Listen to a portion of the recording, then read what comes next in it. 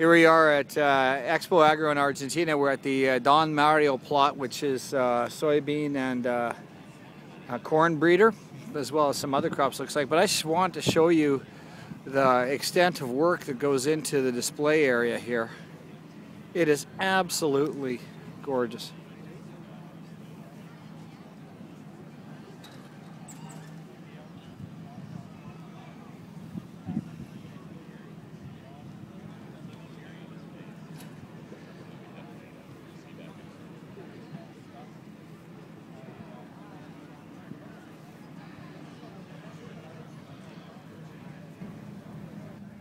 Well, we're at Expoagro, and we're at the Pioneer seed booth, and I'm here with Alvaro. Hello, Alvaro. Hi. We're going to learn a little bit about sorghum. So this is a sorghum crop, and you said we have different varieties of sorghum. Yeah, we have two kind of sorghum. Mm-hmm. This is the white sorghum. Yes. This kind of sorghum doesn't have the tannins. Yeah. So the birds don't like this. So the birds don't like this one? Yeah, no, they like it. They like no it. Tannins. So, and over there we have the dark sorghum. Yeah, and we put this one in the areas where the birds are problems.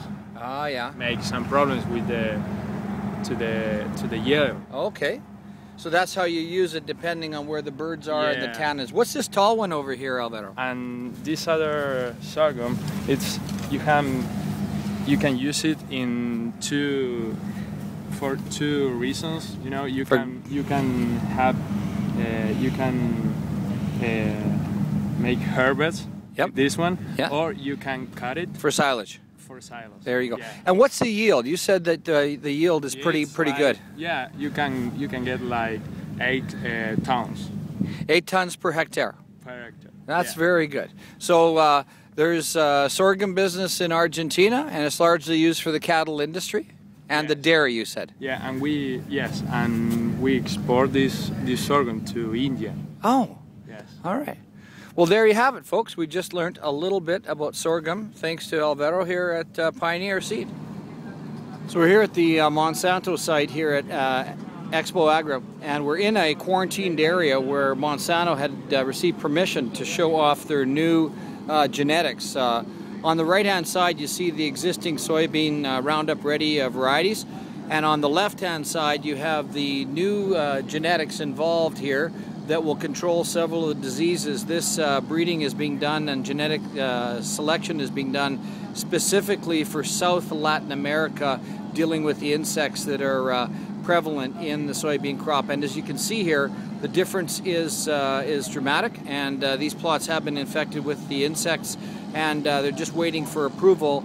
This will result in a marked yield increase in soybean production once they are successful at locking up this new technology for the farmers to use. Part of the Roundup Ready technology, the Roundup Ready 2 technology, coming out with the BT resistance to create insect tolerance in the soybeans, is the fact that we're going to have to plant refuge areas. They're thinking in the lines, and it hasn't been decided, of maybe 10% refuge to susceptible varieties grown along with the BT Roundup Ready gene inside of the soybean. This is similar to what we're doing in Canada right now with the wheat midge varieties right now that are varieties that are tolerant to wheat midge, where we have to sow a refuge crop in there with it. The trick will be whether the farmers actually do it and follow up. I suppose if it's inside the bags, it'll make it a lot easier. Okay, I'm here with Luis, and Luis is showing us this fertilizer demonstration. So what they do is they run the fertilizer spreader that they're charging up right now, and they're using urea here, and they'll run it through these catchment basins. And then what's cool is they put it into these vials after to show the evenness of the distribution pattern. See? Okay. Yeah, it's good, huh? It's good. What's your company?